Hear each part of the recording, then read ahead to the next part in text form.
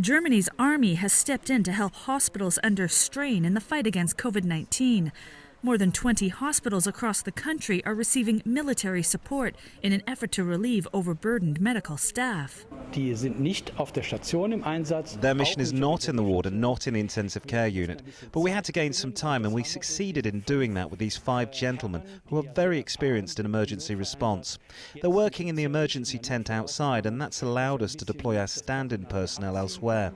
The intensive care unit is now quieter again. Und haben jetzt dadurch die Intensivstation wieder beruhigen können.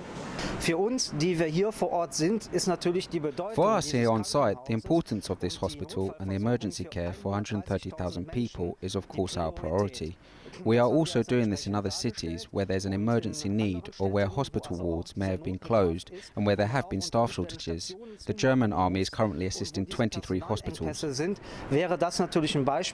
Meanwhile, in the capital, Berlin, vaccination centers are being set up as a vaccine could be available by the end of the year. German manufacturer Binder, the world's largest manufacturer of climate chambers, is getting ready to mass produce its ultra-low temperature freezers in order to store the newly announced BioNTech Pfizer vaccine, which requires super cold storage. According to a government spokesman, the country has managed to stabilize the number of COVID-19 infections.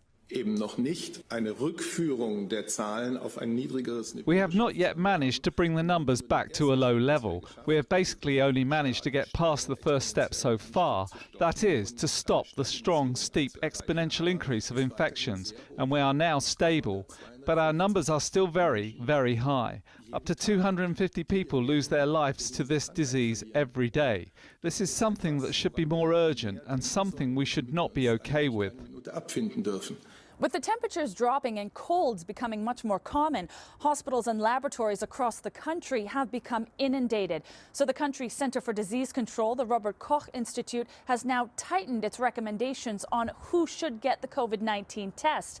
Currently, it's those with obvious symptoms, such as the loss of smell or loss of taste, and those with severe symptoms, such as respiratory disease, pneumonia, or bronchitis, who will be allowed COVID-19 tests under insurance.